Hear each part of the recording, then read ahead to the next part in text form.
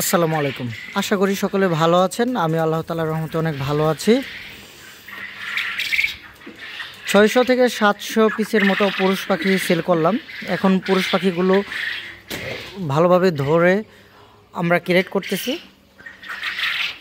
খুব সুন্দরভাবে 22 পিস করে পাখি আমরা প্রত্যেকটি ক্যারেটে দিচ্ছি।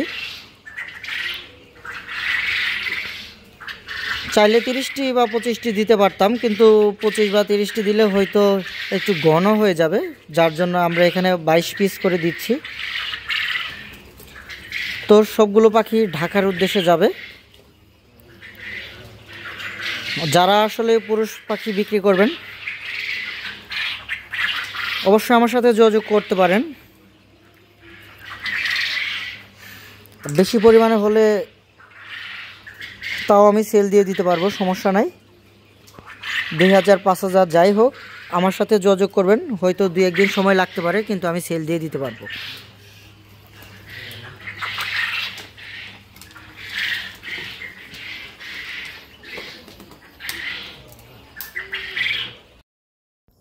যাই হোক, আমাদের ক্যারেট করা শেষ।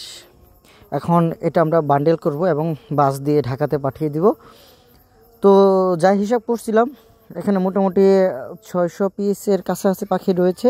হয়তো ভাবছিলাম হয়তো একটু পরিমাণে বেশি হবে, কিন্তু না, এখানে 600 পিস আছে। আমরা সেটিকে সুন্দরভাবে ক্যারেট করে বান্ডেল করব। এখন